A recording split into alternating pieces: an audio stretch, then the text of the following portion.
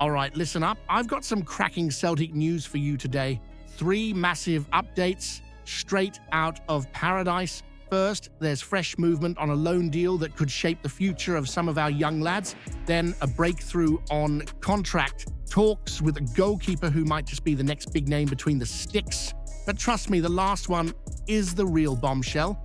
We're talking a potential $6 million winger who could be Kuhn 2.0. So stick with me right to the end because you'll not want to miss that one.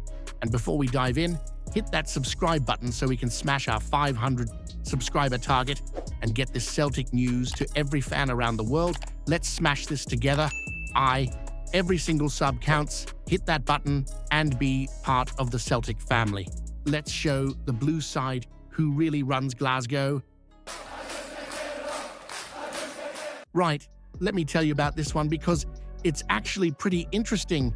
Shaun Maloney's been up the road having a proper chat with Inverness Cayley Thistle, and it's all about this new cooperation deal the SFA have brought in.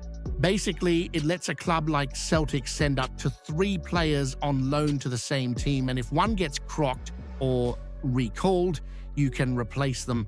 Not bad, eh? Now, you've already got Kyle Ure and Jude Bonner off to Ayr United under this system, but the chat here is that Inverness could become Celtic's main League One partner, and to be fair, that's no random choice. Maloney literally drove up to Inverness, sat down with Charlie Christie and said the analysts at Celtic had done the numbers, looked at how Cayley Thistle play, and reckoned they're one of only 2 clubs in League One that fit the bill for developing our lads. That's a compliment to Scott Kelleher up there, and let's not forget both Kelleher and Christie started their careers at Paradise before heading north. It's no charity either. ICT need players who can handle themselves, and Celtic need somewhere to send young talent where they'll be properly tested, not just kicked about on a wet Tuesday night.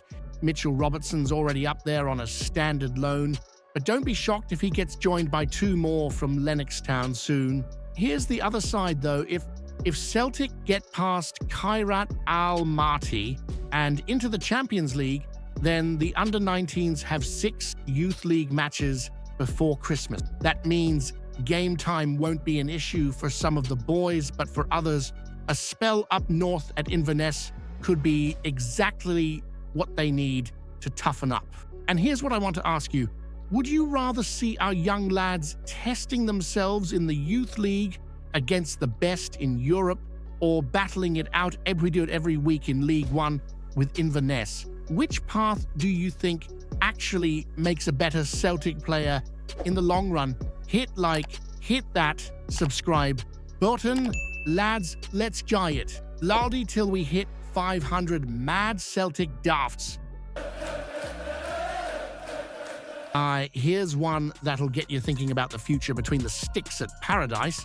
Word is Celtic are in advanced talks to tie down young Marcus Gill on a long-term deal. Just 18 years old, came through our academy and already had a wee taste of senior football last season.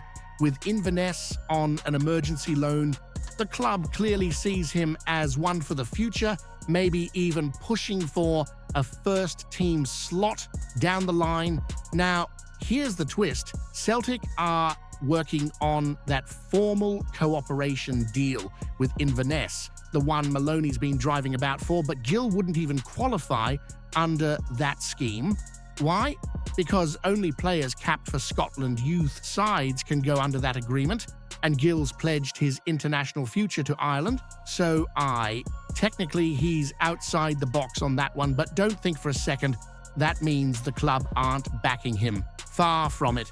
They rate him highly and see him as a proper long-term project. And let's be honest, it's not like the keepers department is quiet just now. Kasper Schmeichel's in the final year of his contract. Vinny Sinizalo's snapping at his heels for minutes, and you've got Ross Doohan still hanging about as well. As the big question is whether Gill can be the one to step up when the time comes. It's all well and good being labelled one for the future, but at Celtic the future comes quick. especially when the big European nights roll in. So let me throw this at you. Would you rather the club stuck with experienced names like Schmeichel for stability? Or should we be brave and start blooding lads like Gill into the mix sooner rather than later? Hit that subscribe button, lads. Let's guy it, loldy, till we hit 500 mad Celtic dafts. Right, here's one that's got me buzzing because it's not just transfer gossip, it's proper quality we're talking about here. Celtic have made contact with Calvin Stengs. That Calvin Stengs from Feyenoord, the lad who actually stuck one past us in the Champions League not too long ago. The club haven't gone to Feyenoord yet about a fee, but they've let the players' people know we're keen. And let me tell you, that's the sort of intent I want to see. Now, here's the catch. Feyenoord don't exactly want to let him go. He's 26, he's part of their main plans, and they're not advertising him in the shop window. But we know roughly what he'd cost. Last year, Charlotte FC were close to snapping him up for just over £6 million. He turned them down, but that tells you the ballpark figure. And listen, if Brendan Rodgers wants another Kuhn-style winger, left-footed on the right-hand side, cutting in and causing mayhem, then Stengs ticks that box and more. His numbers when fit are outrageous. In the Eredivisie, he was right up there at the very top for assists, chance creation, and overall attacking threat. In fact, in the 23-24 season, he racked up 8 goals and 17 assists in 43 matches. That's no small return. That's game-changing stuff. The worry? Injuries. He missed 35 games last season, which is a sore one. But before that, in 6 seasons combined, he'd only missed 14. So maybe it was just a bad run, not a career-long curse. And if he's fit, you're looking at a player who can come into paradise and light the place up. Here's where I'm at. Kuhn left a hole when he moved to Como, and we've yet to fill it. Stengs could be the man. The flair, the end product, the pedigree, it's all there. The only question is whether the board are ready to push this one over the line, or if they'll sit on their hands while another talent slips away. So let me throw this at you. Would you take the gamble on Stengs despite that injury record, or would you play it safe and look elsewhere? Hit that subscribe button. Lads, let's jay it laldy till we hit 500 mad Celtic dafts.